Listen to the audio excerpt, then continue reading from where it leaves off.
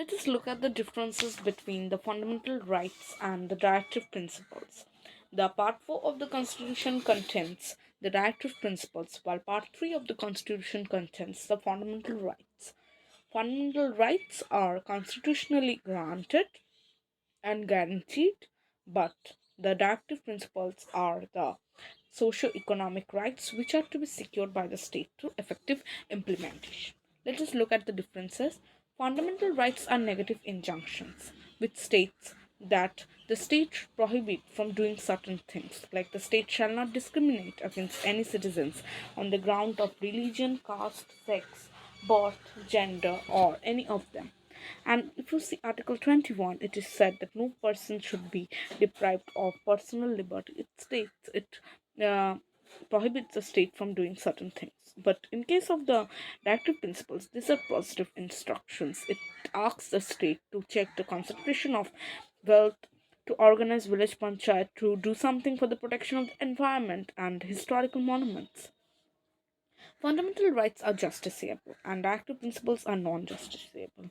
Article 32 of the Constitution gives the right to constitutional remedies which guarantees the enjoyment of rights to the people. They can move the court, High Court or Supreme Court for the enforcement of their rights. But unlike this, the active principles are not enforceable. Okay, and it's clearly mentioned in Article 37 of the Constitution.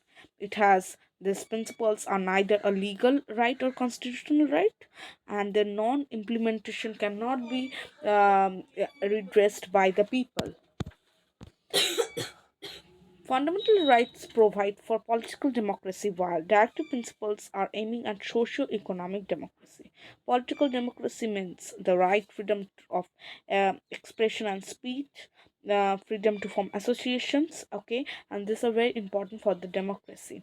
As against this, directive principles aim at the socio-economic democratic system in India and the different foundations of it. There is a legal superiority of mm, fundamental rights over the directive principles, okay, and Supreme Court has upheld the legal supremacy of the fundamental rights. It has not accepted any infringement of fundamental rights by the state in implementing the directive principles of state policy, okay. Fundamental rights have already been attained, but directive principles are yet to be attained.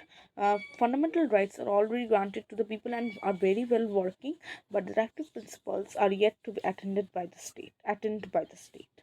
Fundamental rights are backed by law. Directive principles are by public opinion.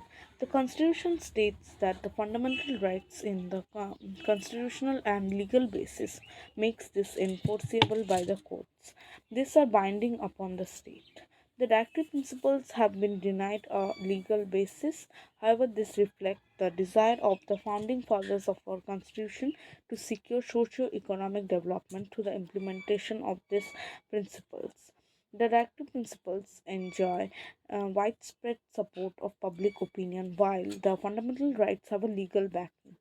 Fundamental rights can be suspended during emergency, while directive principles are in a state of perpetual suspended animation, which means that these are not implemented, are yet to be implemented in the form of law.